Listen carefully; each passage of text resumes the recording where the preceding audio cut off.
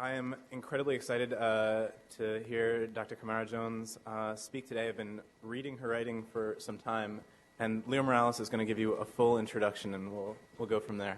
Thank you. Good morning. It's my great pleasure to introduce Dr. Camara Phyllis Jones on behalf of the Center for Health Equity, Diversity, and Inclusion, and the Committee for Minority Faculty Affairs, otherwise known as CMFA. So Dr. Jones is a senior fellow at the Satcher Leadership Institute at Morehouse School of Medicine and president-elect of the American Public Health Association. She received her MD from Stanford University and her MPH and PhD from Johns Hopkins. She also completed a residency in general preventive medicine from Johns Hopkins and family medicine from the Montefiore Hospital. Dr. Jones' research and teaching focuses on the impact of racism on health and well-being of the nation. She seeks to broaden the national health debate to include not only universal access to high quality of care, but also attention to the social determinants of health, including poverty and also including racism. As a methodologist, she has developed new methods for comparing full distributions of data in order to investigate population-level risk factors and propose population-level interventions. As a social epidemiologist, her work on race-associated differences in health outcomes goes beyond documenting those differences to vigorously investigating structural causes of the differences we observe. As a teacher, her allegories on race and racism illuminate topics that are otherwise difficult for many Americans to understand or discuss. She hopes through her work to initiate a national conversation on racism that will eventually lead to a campaign against racism. I think it's very timely that Dr. Jones is here today, given the events in our country since this summer. And so please join me in welcoming her to the University of Washington. Thank you, Dr. Morales. Thank you all for coming and being here so early. I know we are sort of in a time capsule constraint. I'm going to try to be done by 9, but I also want to invite you all to participate with me in a conversation. I don't want to speak at you. So as I'm speaking, if there's ever a time that you're like, really? Does she really mean to say that? And you want to challenge me, then raise your hand. Or if you want to say, oh, this is my life experience and it's exactly that, or amen, raise your hand again for that, okay? And, but I also want to say that I have a prepared Grand Rounds talk, and then at the end of it, I have 3 additional allegories that would take about 5 or 6 minutes to tell that I'm going to hopefully talk fast enough so that we can get to those as well, okay? So, I want to talk about naming, measuring, and addressing racism and other systems of structured inequity, and I'm going to start out not talking about racism, but talking about levels of health intervention. I'm going to then hone in on racism as a social determinant of equity, define it, talk about 3 levels of racism, and illustrate them with my Gardner's tail allegory. From there, I'm going to share with you some data that we collected when I was at the Centers for Disease Control and Prevention that I think provide a very compelling story about the impacts of racism on health, and broaden it then to not just racism, but other systems of structured inequity. And finally, close us out, and if we have time, provide 3 other telling stories, allegories on race and racism that I'm about to publish, but not yet done. So here we go. Levels of health intervention. Whoops! Boom! Somebody just fell off the cliff of good health. And if that were you or somebody in your family, you would be delighted to find an ambulance at the bottom of the cliff to speed you on to care.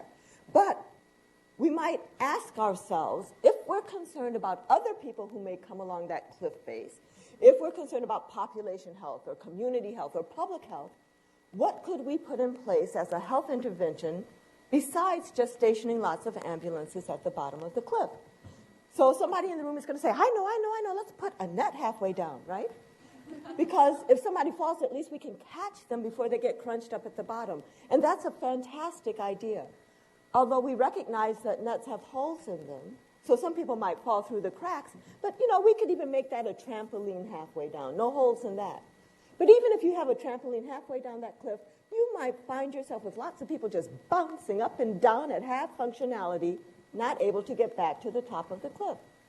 So what else could we put in place as a health intervention?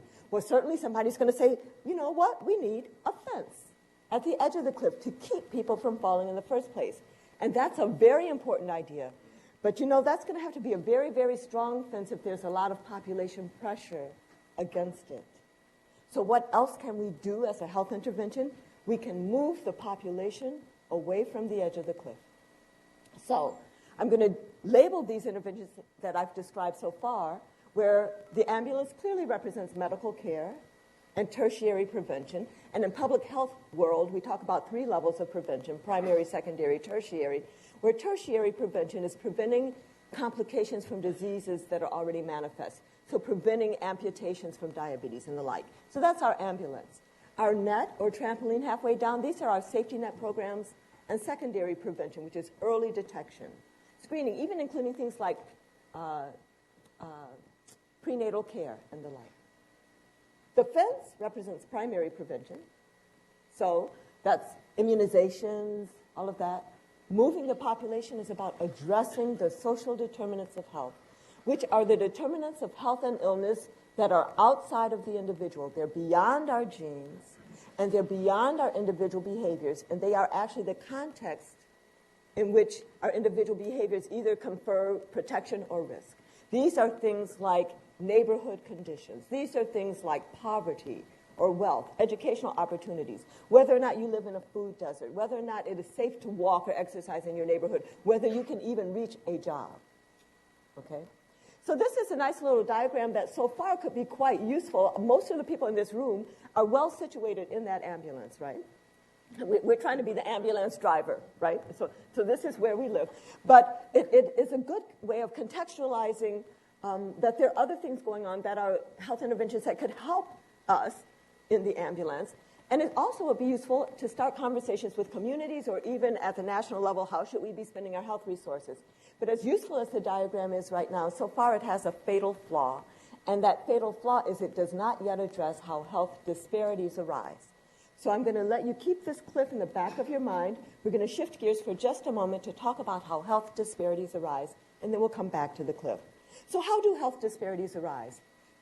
Well, especially when you're talking about racial ethnic health disparities, we know, unfortunately, that there are well-documented differences in the quality of care received within the healthcare system that were first pulled together visibly in a nice volume in 2002 by the Institute of Medicine in their unequal treatment report. At that time, they were pulling together hundreds of studies that were talking about differences in the vigorousness of addressing cardiac symptoms, or even in how much pain medication a patient might get in an emergency room with a long bone fracture, depending on their race or their ethnicity. But that Institute of Medicine panel realized that you can't just stay within the system, let's pretend that everybody's in the VA, or let's deal with everybody who has Medicare, that there are also differences in accessing healthcare in the first place. Okay? But even before people are sick enough to seek care, there are also differences in our life opportunities, exposures, and stresses that are making some individuals and communities sicker than others.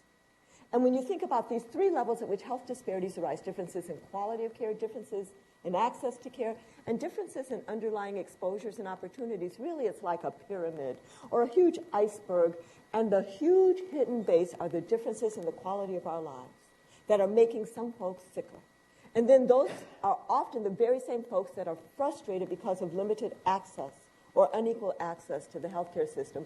And then even the lucky ones who get into the system are sometimes further injured because of differences in quality of care.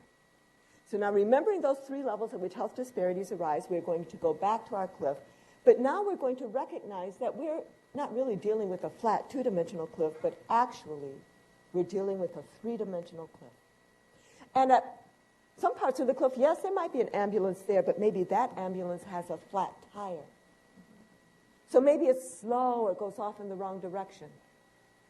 Or maybe there's no ambulance there at all, and maybe there's no net, nor fence. And usually, at those parts of the cliff, the population is being pushed closer to the edge. So now I'm going to label these observations about our three-dimensional cliff with how health disparities arise, where the differences in quality of care, that's when the ambulance is there, but it's slow or goes off in the wrong direction. Differences in access to care are no ambulance, no net, no fence. And differences in underlying exposures and opportunities are represented by the closer proximity of that greeny population to the edge. Now, I already talked about addressing the social determinants of health, including poverty and neighborhood conditions and life. But now, when we recognize we're dealing with a three-dimensional cliff, we have new questions and new things to do. The first question is, how did the cliff become three-dimensional in the first place? And that's usually because of historical injustices that are perpetuated by present-day contemporary structural factors. But given that it's three-dimensional, we need to ask, why are there differences in how resources are distributed along the cliff face? And why are there differences in who is found at different parts of the cliff? And why are the oranges back there in a way and the greenies being pushed closer to the edge? And when you start raising those questions and trying to address these issues, you are now not addressing the social determinants of health, but you are addressing what I describe as the social determinants of equity, which includes systems of power that can distribute resources and populations like racism and sexism and heterosexism and economic systems like capitalism and the like. And so now, actually, with this cliff, I have distilled three different dimensions of health intervention. When you think about your junior high or high school geometry, where one dimension, a single dimension, first dimension is a line, then you have 2 dimensions, a flat plane, 3 dimension space. On that first dimension, that line along the edge of the cliff is where we can place our health services, our ambulance, net, and fence, our preventive and curative health services. And if we say the word health anywhere in this nation, but especially here in this room, people are immediately going to finish that thought with health care or health services, right? And when we talk in this nation about health reform or health care reform, and all, this is what we're talking about. And we all, I think, would agree that we want universal access to high-quality health services. But we also recognize, because we've already seen the full array of the cliff, that that in and of itself will not result in large and sustained improvements in health outcomes or the elimination of health disparities, because however excellent your health services are, you can be overwhelmed if there are a lot of people pushed up against the edge, right? We do want universal access to high-quality health care because that's how a civilized society values all of its people equally. But we also recognize that if we want large and sustained improvements in health outcomes, we need to move the population away from the edge of the cliff. Right? But we also have to recognize, and that we can represent in two dimensions, a flat plane. But we have to recognize also that if we don't understand that we're dealing with a three-dimensional cliff, we could actually move some of the population away from the edge of the cliff, but not all of the population, and make health disparities worse. So we have to also address the social determinants of equity, including racism, sexism, heterosexism, and the like, if we want to achieve social justice and eliminate health disparities. Now, this is usually where I stop, and I say, does anybody have any comments or questions about this? And sometimes I sit and wait until somebody asks me a question. But because I want to tell you those stories at the end, if you don't have a burning, is there a burning comment or question about this? I would like to honor that. But if not, I'm going to speed on. Okay. So now I have said the word racism about 4 or 5 times, and nobody's fallen out. So now we're going to talk about racism. Okay. I also do want to say, though, that I have acknowledged that most of the people in this room are seeing themselves as ambulance drivers. You know, I mean, we're in the health, we're doing curative care. But this cliff, before we leave it, we have to know it's comforting and empowering for us to know that the ambulance is not the only part of the system that's in place. We need to strengthen the other parts that'll make our ambulance driving easier. And also, if our day job as an ambulance driver, our night job could still be about addressing the social determinants of equity, that we have roles not only in our workplaces, but as citizens. So I do want to say that, okay? So now we're going to turn to an explicit discussion of racism. So when I do that, I need to define what am I talking about. So when I say racism, I am very clear that I'm talking about a system. So I'm not talking about an individual character flaw or a personal moral failing, or even a psychiatric illness, as some people have suggested. But I'm talking about a system of power. And a system of doing what? It's a system of structuring opportunity and of assigning value. And on what basis is that opportunity structured, and on what basis is that value assigned? It's based on the social interpretation of how one looks, which is what we call race in this country. So you look at me here in Seattle, and you guys will all agree that I look black, right? But if you were to look at me in some parts of Brazil, I would be just as clearly white, right? If you were to look at me in South Africa, I would be clearly colored, right? So here I am with the same appearance, but the social interpretation of my appearance in those three different settings would assign me to three different racial groups. And furthermore, if I were to stay in any of those settings long enough, then my health outcome would probably take on that of the group to which I've been assigned, even though I'd have the same genes in all three places. So that's what I mean when I talk about race as the social interpretation of how we look. What are the impacts of this system of structuring opportunity and assigning value based on race? Well, racism unfairly disadvantages some individuals and communities. And when we think or talk about racism in this country at all, which is not very frequently, but when we do, this is where we go. But it doesn't take very long to recognize that every system that is unfairly disadvantaging somebody is also unfairly advantaging others. That every unfair disadvantage has its reciprocal unfair advantage, so that racism is also unfairly advantaging other individuals and communities. That's the whole issue of unearned white privilege that we hardly ever talk about. It's hard, but it's there. But even as we recognize, okay, got it, we have a system that's either unfairly disadvantaging or unfairly advantaging individuals and communities, racism is sapping the strength of our whole society through the waste of human resources. And examples of that include how we are not yet vigorously investing in the full, excellent public education of all of our students, because the blinders of racism make us think there's no genius there in the barrios or in the ghettos or on the reservations. We can get along very well, thank you, without those kids. Of course, there's genius in all of our communities. And if we were to fully invest in that genius, we could be doing so much better as a nation, or even as a world. And I used to joke and say, we'd already be up on Mars farming by now if that were a good thing to do. Well, they're about to send people up to Mars on a one-way trip. Have you heard this? But we would already be there, right, if we were to invest it in all of that genius. Another way that racism saps the strength of the whole society is how the blinders of racism have made us complacent with what I describe as a wholesale warehousing disproportionately of so many black and brown men in our prison system, as if that did not separate us from human potential and human greatness. And if you know people who are either stuck in the system or rotating in and out and unable when they come out to get a job or public housing and the like, and there's an excellent book by Michelle Alexander called The New Jim Crow that I highly recommend to you. If you know any of these people, you know that there are many, many geniuses who are in that system that if there had only been some other way could be contributing so positively to our society. And so I actually think that when we think about the impacts of racism, if our communication could include the unfair disadvantage and its reciprocal unfair advantage, but could focus even more on how this system is sapping the strength of all of us. Even if you as an individual are unfairly advantaged, where you live is not doing as well as it could do with this system in place. Our data stories, our media stories, our stories we tell in our families around the dining table should be about that. So I find it useful when thinking about how could racism impact health? How could racism be causing more asthma in this community versus that one? Or more obesity in one community versus another? I find it now useful to think about racism on three levels: institutionalized, personally mediated, and internalized. So I'm going to define each of these levels, give you some examples about how those things could impact health, and then I'm going to illustrate them with my Gardner's tail allegory.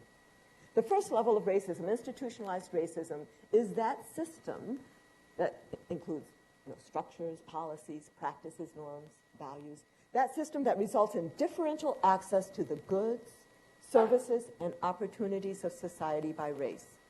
This is the kind of racism that does not require an identifiable perpetrator. This is the kind of racism that has been institutionalized in our laws and in our customs and our structures, our ways of doing things. And this is the kind of racism that often results in inherited disadvantage or its reciprocal inherited advantage. We see it both in terms of material conditions and in terms of access to power. So examples include differential access to quality housing, or equal educational opportunities, or equal employment opportunities, or even the same level of income at the same level of employment. And these things can impact your health.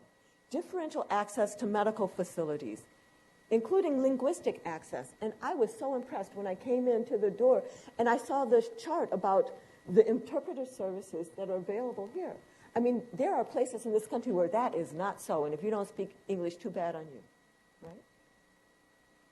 Differential access to a clean environment, and the whole reality of the disproportionate placement of toxic dump sites or bus transfer stations and the like in communities of color. And then in terms of power, differential access to information, including health information or even information about our own histories. Differential access to resources, not just capital resources, but social networking resources, and knowing somebody on the board or having your physician have admitting privileges to that hospital. Differential access to voice in media and government and the like. Now, when I show this list and how these things can impact health, I have been stopped in the past, and people said, Dr. Jones, look at the first bullet under your examples: housing, education, employment, income. Isn't that what we really call social class? Why do you have that on a slide about racism? Are you talking about racism, or are you really talking about social class? And that's a very important question. There are a lot of people here who are like, answer that one, right? I recognize that. No, honestly, right. So I'm going to. And I'm going to answer it with the observation that, first of all, it doesn't just so happen that people of color in this country are overrepresented in poverty, while white people in this country are overrepresented in wealth. That's not just a happenstance. For each stigmatized, oppressed, marginalized group, there's been some initial historical insult. So, for example, for American Indians, it was the taking of the land, and then the near genocide and the moving of the survivors to reserve lands, to reservations, and then in some instances, when something good was found under one reservation, moving them to some other place. For people who were in Mexico, it's when Mexico became New Mexico. For people who were, Chinese laborers brought here to build the railroads, unable to bring their families, and barred from marrying here. For people of African descent, it started with the kidnapping of West African people, and then our importation across the Atlantic with tremendous loss of life in the Middle Passage. And then what I describe as the coerced usury of the unpaid labor for centuries of the survivors and their progeny to build this country. But then people will say, oh, well, when you start talking about things like that, slavery, Dr. Jones, don't you recognize that the enslaved people were emancipated by 1865? That's fully 150 years ago now. All else being equal, don't you think the impacts of slavery would have washed out by now? But the key phrase there is all else being equal. And all else has not been equal since 1865, and all else still is not equal today. And there are today what I describe as contemporary structural factors that are perpetuating these initial historical insults. And these are part of institutionalized racism.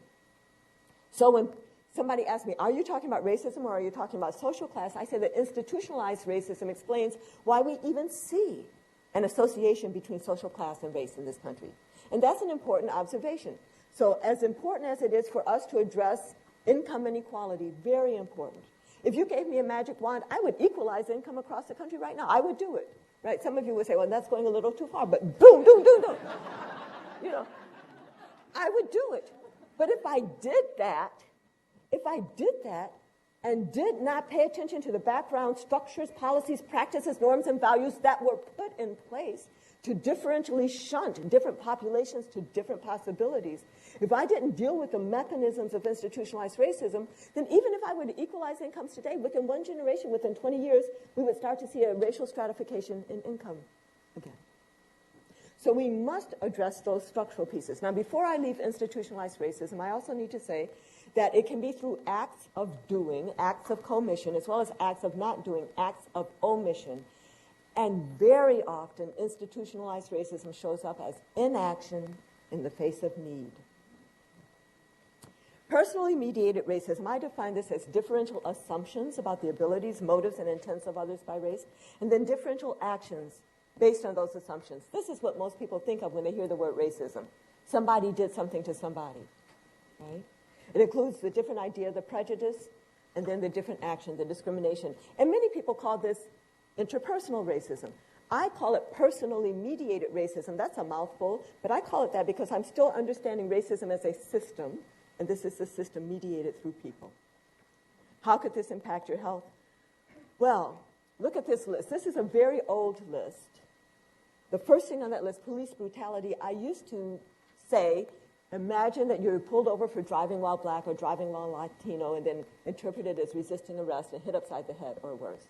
But now all I have to say is Michael Brown or Eric Garner or even not police, but self-appointed neighborhood watchman Trayvon Martin or Jordan Davis or on it, Tamir Rice, on and on. The man in the LeVar Burton in the Walmart, and then the one in the vestibule of his apartment building, and then the one who was pulled over because his seatbelt was off, on and on and on.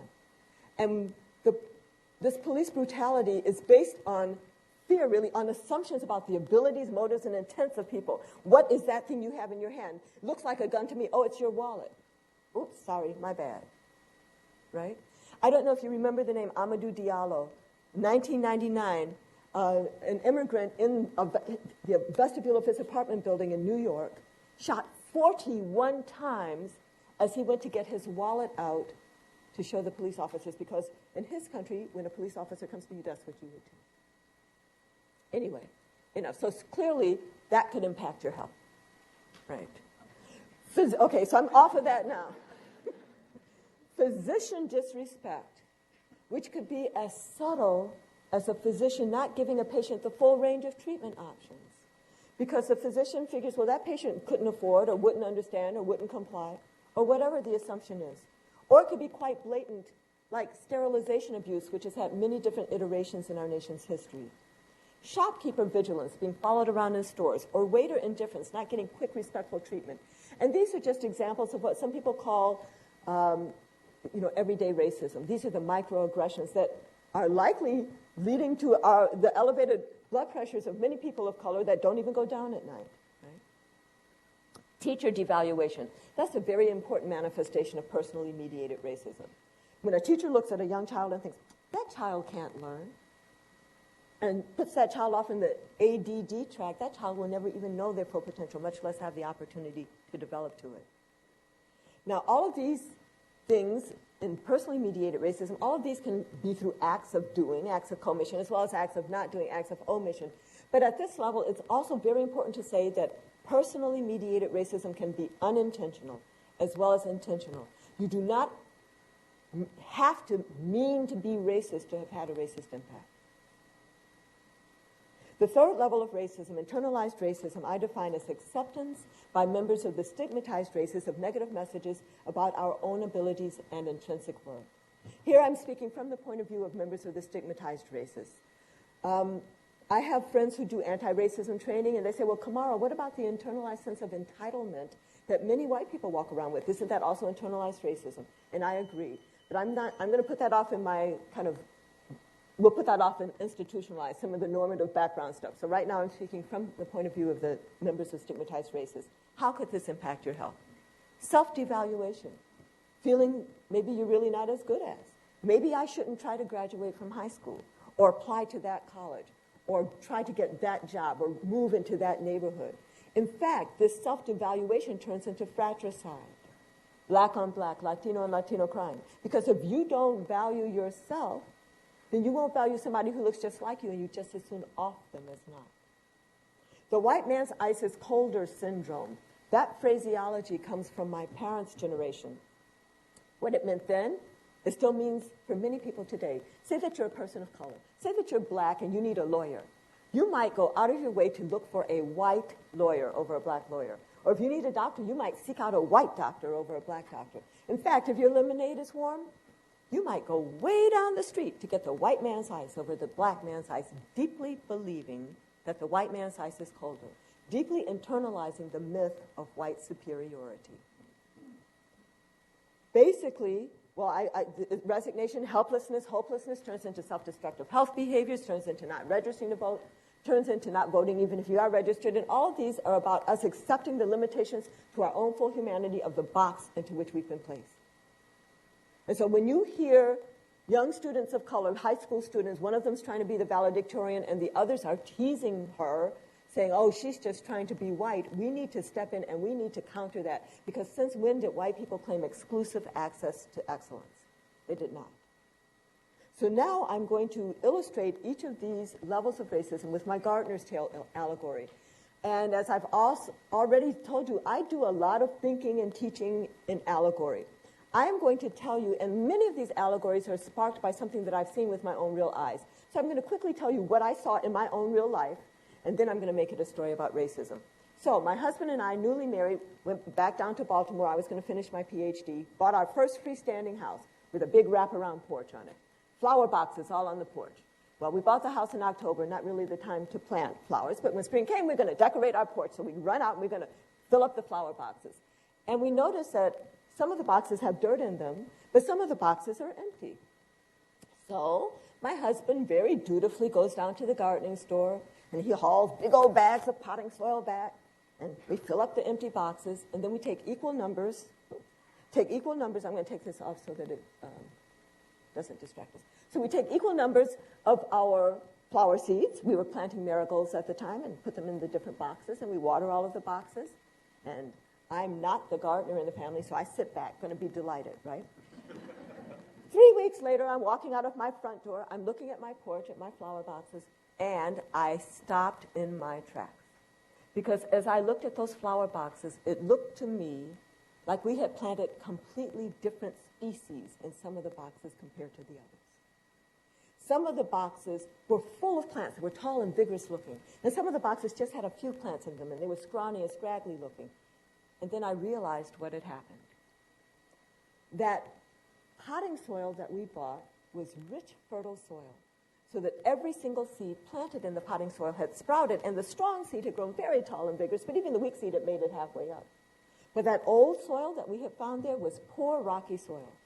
So the weak seed planted in the poor, rocky soil had just died, and even the strong seed in that poor, rocky soil had struggled just to make it to a middling height.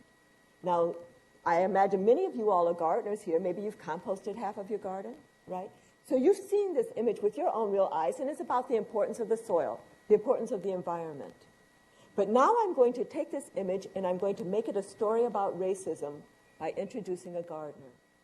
So now we're going to have a gardener who has two flower boxes, one which she knows to have rich, fertile soil, and one which she knows to have poor, rocky soil.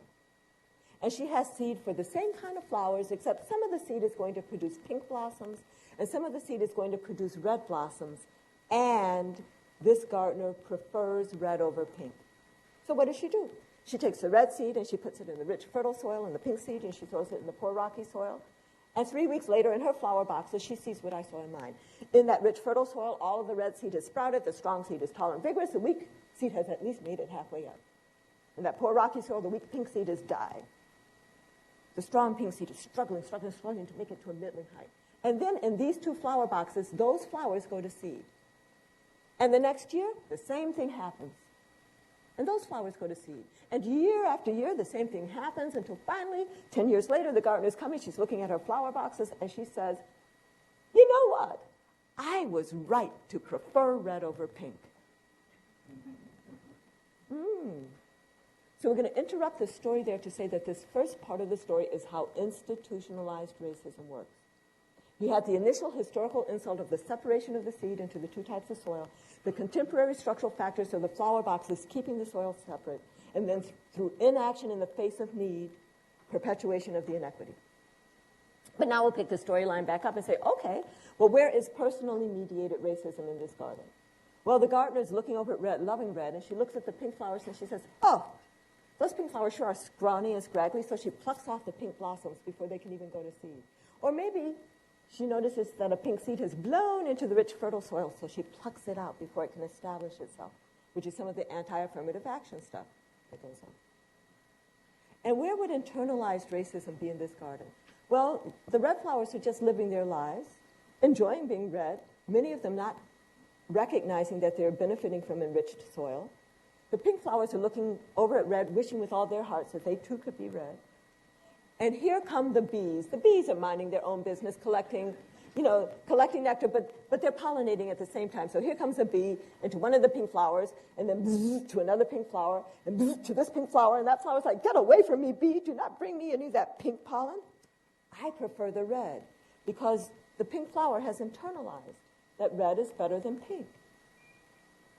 So now the question is, what do we do to set things right in this garden? Well, we could start out by addressing the internalized racism. So we can go over to the pink flowers and say, pink is beautiful, power to the pink. And that's an important intervention. I'm not really making light of that intervention, but if that's all that we do, it's not going to change the situation in which those pink flowers find themselves. So you say, okay, well, let's address the personally mediated racism. Let's have a conversation with the gardener. Or better yet, let's have a workplace multicultural workshop for the gardener. Right? It's all good, right? So we have our workshop. And in the workshop, we say, dear gardener, would you please stop plucking those pink flowers? And maybe she will, and maybe she won't, right? But even if she does, it's not going to change the situation in which they find themselves. I think that if you really want to set things right in the garden, you must address the institutionalized racism, which means you have to either break down the boxes and mix up the soil, or if you want to keep separate boxes, that's all right too, although in my mind it makes it easier going forward to continue segregating resources. But if you keep separate boxes, you have to enrich that poor rocky soil until it's as rich as the rich fertile soil. And when you do that, the pink flowers will flourish. They'll be looking beautiful, grand, and glorious. And in that intervention, then, you will also address the internalized racism, because now the pink and the red will be equally beautiful. You won't have that kind of attitude, right? And you also, in that intervention, might address the personally mediated racism. Now, the original gardener may have to go to her grave preferring red over pink. But her children who grow up and see the flowers equally beautiful would be less likely to have that kind of attitude, right? So this story has been to illustrate these three levels of racism: institutionalized, personally mediated, and internalized, and to very strongly suggest that if we want to set things right in the garden, we have to at least address the institutionalized racism. Good to address all the levels at the same time, but at least address the institutionalized, and when we do, the other levels may take care of themselves. Now, before we leave this story, there's one important question that we haven't raised yet, which is, who is the gardener? After all, the gardener is the one that I gave the power to decide, the power to act, or agency, and so often we set up agencies for people instead of letting them have their own agency, and control of resources. In my mind, power to decide, power to act, and control of resources are the elements of self-determination. Now, I published this paper with the Gardener's Tale in 2000. In it, I have this slide that says, who is the gardener? Government, power to decide, power to act, control of resources. And then I went to work for CDC. So I changed my slide. But it doesn't make government any less part of the gardener. But other parts of the gardener include media, or foundations, or corporations, or communities to the extent that they have self-determination. But whoever the gardener is, it is dangerous when the gardener is allied with one group. I painted her red. That's why she prefers red over pink. And it is dangerous when she is not concerned with equity, when she can look at her flower boxes and think, my garden is beautiful, because she's not even including the pink flowers as part of her garden. So our challenge is what to do about the gardener. Do we try to make her striped or polka dotted or fuchsia? Do the pink flowers have to grow and recruit their own gardener? Lots of conversations can come out of this story. And before I leave the story and whiz on, I want you to write down questions you might have, but I'm going to share two observations that have come to me in the past. One is, one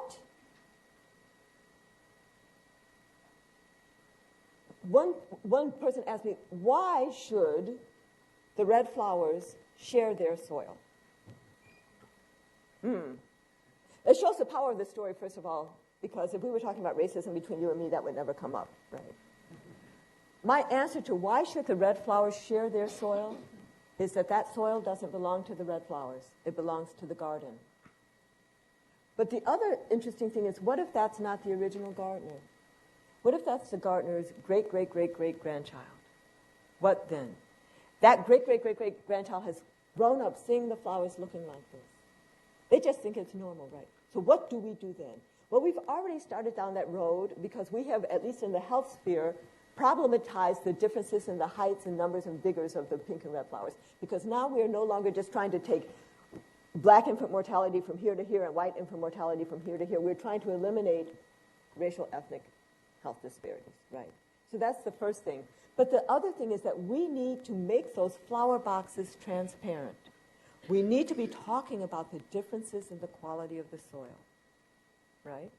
So that will give us some understanding of what to do. Not just observing the differences and say, oh my God, I don't know what to do, but talk about the differences in the quality of the soil. And furthermore, we have to talk about history, because we have to be clear that those pink seeds didn't just jump into that poor rocky soil, right?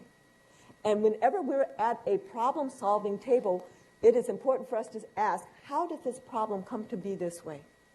And bring history into all of your endeavors, because often when you find out how it got that way, you have a lever into trying to untangle the problem. It gives you some insight that you wouldn't otherwise have. But now I'm going to speed on very quickly on this slide. When you talk about institutionalized racism, when you talk about racism in general, people think, oh my God, you're asking me to do something, but it's like overwhelming. What can I do? I'd rather just start my walking programs or see my patients or something. What do you mean? But racism is not a miasma. It's not a cloud. It's a system with identifiable and addressable mechanisms. So there are two ways in terms of measuring it. The first is really scanning for evidence of racial disparities, asking the question, could racism be operating here? Shining the bright light of inquiry everywhere. 30 years ago, if you would ask people, could racism be operating within the medical sphere in terms of, vigorousness of investigating cardiac symptoms, people would say, oh, no, never. But we know that to be a fact now. We need to shine the bright light of inquiry everywhere, including in your clinics, in the hospital stuff, in your own practices. And we also need to not just monitor outcomes by race, but monitor opportunities, the stuff that comes before the death or the bad outcome. But yes, racism could be operating here. All we have to do is look at how education is distributed in this country by race, or income, or anything. But more important is identifying mechanisms so that we can address it. So that is the question, how is racism operating here? Where we look at structures, policies, practices, norms, and values. Structures being the who, what, when, and where of decision-making. Who's at the table and who's not. And when you're at a decision-making table, your first job should be to look around and say, who is not here who has an interest in this proceeding? And then not just to represent them, but to try to get them away to the table. What is on the agenda and what's not? If structures are the who, what, when, and where of decision-making, policies are the written how of decision-making, practices and norms are the unwritten how, and values are the why. I'm not going to spend a lot of time there, but instead I'm going to race into this data piece, because after all, here we are at a grand rounds, and so, she's just talking, but let's see some data. Okay. So, so in 2002, we piloted a 6-question optional model as part of the Behavioral Risk Factor Surveillance System, which is a telephone survey, population-based, done by each of the states and D.C. and 3 territories in cooperative agreement with CDC, where there's a core set of questions, and then there are optional modules that states can choose to ask, and then there's a section where states can have their own questions, the state-added questions. Our reactions to race module started with, how do other people usually classify you in this country? We'll talk about that more, but that's that whole sense of race is, the social identification of people. The second question, how often do you think about your race? Would you say never, once a year, once a month, once a week, once a day, once an hour, constantly? Is very interesting. We've looked at that in terms of how it's related to health behaviors and health outcomes, as well as on the aggregate level as the basis for a measure that we're developing on racial climate, where we can characterize a given place and time in terms of its racial climate. The third and fourth questions are about perceptions of differential treatment, either at work or when seeking health care. So it goes like, within the past 12 months at work, you feel you were treated worse than, the same as, or better than people of other races. It allows people to acknowledge better than treatment if they recognize it. And the fifth and sixth questions are about reports either of physical symptoms or of emotional upset as a result of race-based treatment. For example, within the past 30 days, have you felt emotionally upset, for example, angry, sad, or frustrated as a result of how you were treated based on your race? So 29 jurisdictions have used this module between 2002 and 2014, including Palau. And Washington State used it the years in which people used it. And you see, Washington used it in 2004. It's in blue because you guys used it as part of your state audit questions. You didn't use it as the official module that's available to everybody, on the cdc.gov/BRFSS website. And you guys have actually published a little bit out of that. But if you're interested in having Washington State use this module after you see the results I present, you would go to the State Health Department and you would try to talk to the BRFSS coordinator and say, we would like you to use this module next year because we'll analyze it and we're interested. Okay. I'm going to share with you right now an analysis of the 8 states that did use the module as an official optional module in 2004, which was the first year it was open to anybody who wanted to. This is going to be a story about racism in health. And we're going to use that first question, how do other people usually classify you in this country, where you'll see the response categories go white, black, Hispanic, Asian, Native Hawaiian, American Indian, or some other group. So here we're not asking how do you self-identify. We have that already on the core of the BRFSS. And we're also not making an artificial distinction between so-called ethnicity, Hispanic or Latino, and so-called race, everything else. These, this is what we call socially assigned race because it's the on-the-street race that's quickly and routinely assigned to people without people saying, excuse me, how do you self-identify? Or, excuse me, where were you born? Where were your parents born? Or, excuse me, may I have a little aliquot of blood? I have a genetic hypothesis, right? This is the ad hoc racial classification that has been going on in this country for centuries. And it is the substrate on which racism operates day to day. That is why we're interested in this question. Now, on a telephone use survey, you might say, well, how are you going to measure health? Well, we use this self-rated general health status question. Would you say that in general your health is excellent, very good, good, fair, or poor, which has been found to be an excellent predictor when you look at fair or poor in predicting future morbidity and mortality. This is the golden question. If you had one question to take with you to a desert island, you would take this one. Okay. Now we're going to look at the excellent or very good side, the optimal health side. So this first slide shows for people who are usually classified by others as either white or black or Hispanic or American Indian or Alaska Native, what proportion reported their health to be excellent or very good. Here's some 95% confidence intervals, and we see that people who are usually classified by others as white reported their health to be excellent or very good significantly more than people in these other groups. And if you prefer fair or poor, where green is excellent or very good, white is good, red at the top is fair or poor, folks usually classified by others as white reported significantly less fair or poor health. It's the first part, that story was not surprising to anybody, but it's the first part of a story that being perceived as white is associated with reporting better health. But now you might ask yourself, okay, that was no surprise. Did you publish that? Because we see this. And you're also wondering now, what is the relationship between what we think of as real race, self-rated race, ethnicity, and this socially assigned race? And we certainly do have self-identified ethnicity, are you Hispanic or Latino, on the BRFSS, and we have self-identified race, which one or more of the following would you say is your race, and we got those things. And most people who analyze the BRFSS, like in other things, they use the Hispanic, non-Hispanic white, non-Hispanic black, all of that. This is how the self-identified race ethnicity variable is constructed. If you said yes to are you Hispanic or Latino, you get Hispanic or Latino. It doesn't matter what you said for race. If you said no to Hispanic or Latino and you pick one race, you get that race. If you say no to Hispanic or Latino and you pick more than one race, you get more than one race as your category. So here, comparing self-identified with socially assigned or usually classified by others race, for the 26,000 respondents who self-identified as white, 98% usually classified by others as white. For the 5,000 self-identified as black, and this data said 96% usually classified by others as black. So you might be surprised it's not 100%, but that's pretty high concordance. But when you get to those 1,500 who said, are you Hispanic or Latino? They say yes. 63% were usually classified by others as Hispanic, but fully 27% were usually classified by others as white. When we saw this, it gave us a very interesting analysis idea, which was to compare the self-identified Hispanics who were usually classified by others as Hispanic with the self-identified Hispanics usually classified by others as white with the self-identified whites usually classified by others as white. So now we're going to go and we're going to see three groups. Hispanic, Hispanic, Hispanic, white, white, white, in terms of how they, right, okay, you got it? You got it, right. Okay, and you look at the proportion reporting excellent, very good health, and you say, look at that, that is very interesting, and look at that thing in the middle. Are any of these differences statistically significant? So let's do some pairwise comparisons. When you compare self-identified Hispanic, usually classified by others as Hispanic, with white, white, self-identified, socially assigned, large and statistically significant difference in reporting excellent or very good health. But even among people who say, I'm Hispanic, self-identified Hispanics, there is also a large and statistically significant difference in reporting excellent or very good health, depending on whether other people usually see them as Hispanic or other people usually see them as white. Furthermore, it doesn't matter if you say, I am Hispanic or I am white. If other people usually see you as white, there is no evidence of difference in reporting excellent or very good health.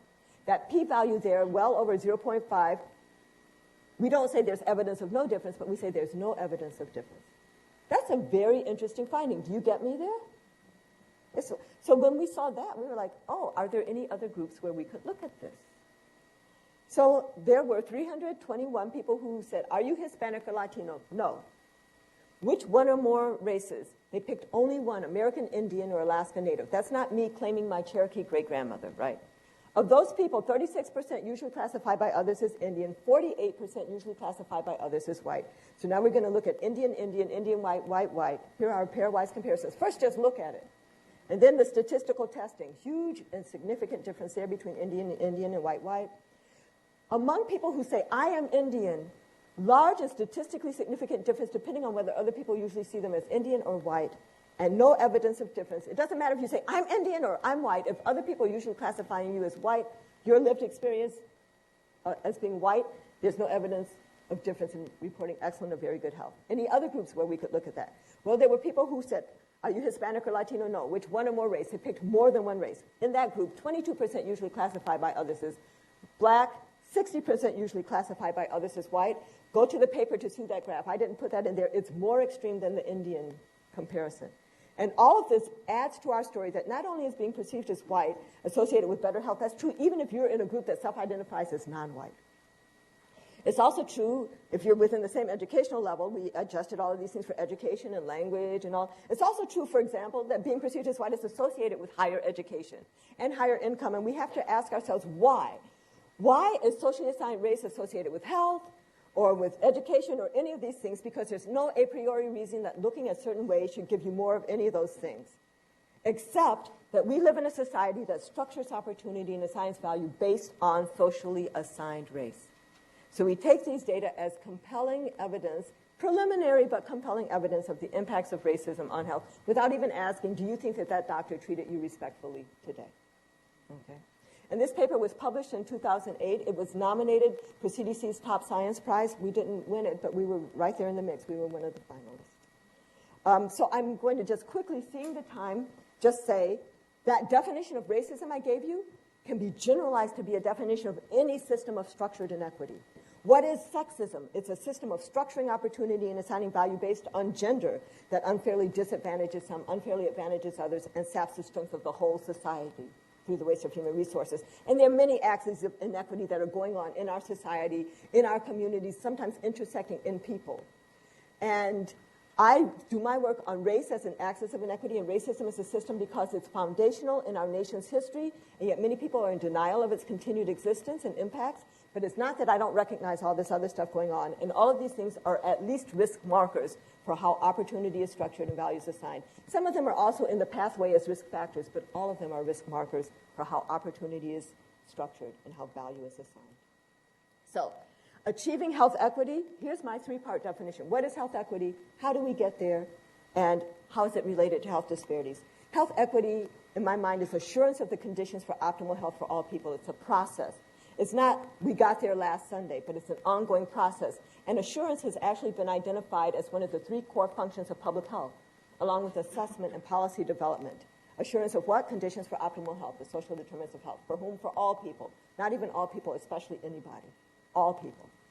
Achieving health equity requires at least these three things: valuing all individuals and populations equally, recognizing and rectifying historical injustices, and providing resources according to need. And how's health equity related to health disparities? Health disparities will be eliminated when health equity is achieved. Health disparities are about counting the numbers of different colored bodies at the bottom of the clip, or the differences in the height and vigor of the pink and red flowers. Health equity is all about that stuff that came before. So our goal in all of this is to expand the conversation. Even though we are seated in that ambulance, driving that ambulance, we need to go beyond health services to acknowledge the importance of moving the population away from the edge of the cliff and addressing social determinants of health, including poverty, neighborhood conditions, and like. And we have to go beyond that to talk about addressing the social determinants of equity, including racism, sexism, and the other systems of power.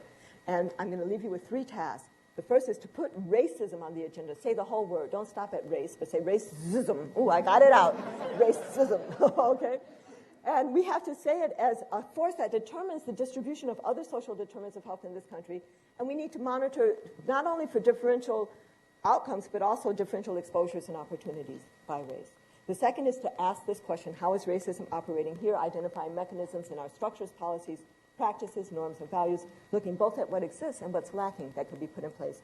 And finally, we need to organize and strategize to act. We need to join in the grassroots organizing around the real conditions of people's lives, and that will help us identify the structural factors that are creating and perpetuating those conditions. And we must not go out on our own. You as an individual is going to be tremendously hard, but if we link with similar efforts across the country and around the world, if you link with your colleague in that department to start a conversation, I really believe that we can dismantle the system and put in its place a system in which all people can know and develop to their full potentials. So that is it. I know you have questions, and I don't have time, I don't think, for the other 3 allegories unless you beg me to. But I don't know. Are there questions before that, or do you really want me to go on with the other stories? Wait. Yes. Stories. Okay. Okay, 3 stories, very quick. The first, Japanese lanterns, color perceptions. This was when I was a medical student at Stanford, invited to a faculty garden party. Lovely. You know, light bulbs and Japanese lanterns decorating the garden and music and all that. And as night fell, I got a little tired of talking, so I just sat on one edge of the garden. And as I sat there, I became fascinated by a group of pink moths. And I was just zoning out on this. And then I looked over a little bit, and I said, oh, my goodness, look at those green moths over there and the blue moths there. And my scientific mind started saying, isn't it interesting how those moths are sorting according to their kind, right? But you guys are amazed at me. Like, Camara, did you really think that? I did, for a moment. because you've seen moths, right? And you know I could have been looking at another part of the garden, looking at yellow or purple or orange moths, and you recognize that moths are not in any of these colors, because you've seen moths under, a universal light. We know that moths are different colors, but they're not pink and purple and blue, etc. They are different colors of tan and brown and splotched and speckled, right? But we only know that because we've seen them under universal light. And this made me understand how the colors that we think we see are due to the lights by which we look, and that these colored lights distort and mask our own true variability. And it started making me think about what is race, and how do the racial categories that we construct color our perceptions of who we are. And so this is just a little quick illustration about race as a social classification, not a biologic descriptor. It's the social interpretation of how one looks in a race-conscious society. And if you're in a society that's looking by pink and purple and green lights, that's what you're going to see, right? And if you're in another society looking by other lights, that's what you're going to see. And to see our full variability, we need to look under a universal light that allows for our full human potential. Second story, dual reality, a restaurant saga. Also, sparked by something that happened to me when I was at Stanford. I was studying with my friends. It was late, and so we went into Palo Alto to get something to eat. So we're looking for a restaurant. We found a restaurant. We go in, we sit down. We order our food. Food is served. We're eating. Here we are, eating. And all of a sudden, I looked up and I noticed a sign, and that sign was a profound insight to me about racism. So you're like, ooh, what did the sign say? Right? The sign said open. So here I am sitting at the table of opportunity eating, and I look up and I see a sign that says open. I wouldn't have thought any more about it except that I knew something about the two-sided nature of those signs. And I recognized that now the restaurant was in fact closed due to the hour. But what it meant is that hungry people just a few feet away from me, but on the other side of that sign, would not be able to come in and sit down and eat.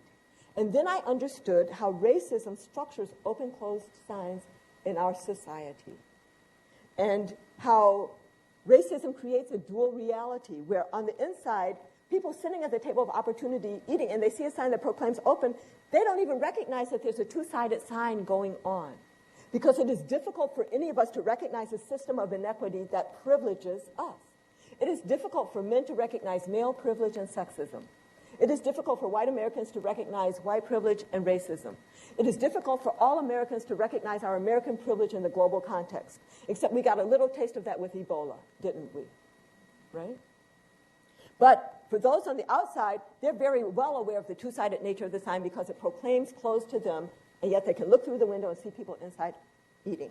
So now, going back inside, for those who are asking, is there really a two-sided sign? Does racism really exist?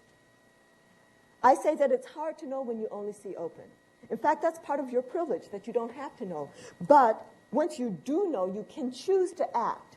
It's empowering. It's not scary. It doesn't compel you to act, but you can choose to act. And now you can think, well, maybe I should talk to the restaurant owner and say, open up the door. You have hungry people outside. You make more money, bring them in. Or maybe you can, pass food out or help break through the window if you care at all about those on the other side of the sign. But at least you won't be sitting there thinking, I wonder why they don't just come on in and sit down and eat, right? It gives you some insight. So that gets us into the whole thing about racism and, as unfair disadvantage, reciprocal unfair advantage, and all. So the final story, this was not sparked by something I saw with my own real eyes, but by an image in the book, Why Are All the Black Kids Sitting Together in the Cafeteria and Other Conversations About Race, by Dr. Beverly Daniel Tatum. She's the president of Spelman College in Atlanta, Georgia. In her thing, she talks about racism as being a conveyor belt with people just living their lives but constantly moving through racism and toward racism. I'm going to take her image and I'm going to talk about how do we become actively anti-racist. So here we are on the conveyor belt and we're just living our lives, sending the kids to school, going to our job and all like that, and not really understanding that we're moving through racism and toward racism inexorably. But let's say we do look up. Oh my God, racism, we see it right there in our faces. What do we do? Well, some people just close their eyes. They're in denial and they keep sending the kids to school and all like that. Or maybe some people see racism and they turn around. Maybe they're colorblind, right? They just don't want to know about it. But what if it's you all today after this talk, and you've been living your lives, and we're all in our bubbles and doing it, and now you look up and you see racism. My God, it could be there. What are you going to do? Well, you have to at least turn around, right, and start walking backward on this conveyor belt just to stay in the same place, right? And as you do that, you're going to be bumping against people, right, on this crowded conveyor belt. And people are going to say, hey, buddy, watch out. What are you doing? Which is your opportunity to do the first of the 3 stages of being anti-racist, which is to name racism. You say, look, don't you see where we're going? Do you want to go there? Will you turn around with me? Most people would say, just get out of my way. Don't bother me, right? Because they want to just live their lives. But maybe 1 or 2 will turn with you. So now you have 2 or 3 walking backward on this crowded conveyor belt. And actually now you're starting to gain speed because you don't want to just stay in the same place.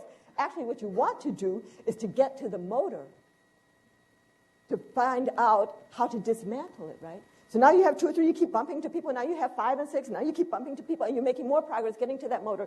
You'll never have 50% with you, but you're going to get more and more. So now we get to the motor, and now we do the second of the 3 stages of being actively anti-racist, which is to say, how is racism operating here? Looking at structures, policies, practices, norms, and values. So I think, oh my God, it's this lever. So I pull on the lever, boom, and it's part of it. The system sort of stutters. But it's a very smart system, so it reconfigures itself and it keeps on going. So this is the importance of the 3rd stage of being actively anti-racist, which is to organize and strategize to act. So while I am pulling on this lever, you over there are going to be pushing that button, and you over there are going to be moving this dial, and I earnestly believe that working together, we can dismantle this system and put in its place a system in which all of us can know and develop to our full potentials. And I hope that you are motivated to believe that today. And so I'm just going to quickly run through these slides. I didn't have a thing. When I said racism is most often passive, the 3 stages, name racism, ask how is it operating here, organize and strategize to act. These 3 stories have been about race as a social construct, racism as creating a dual reality, and what are we going to do to move to action. So thank you again, and I hope some of you will stay for some questions.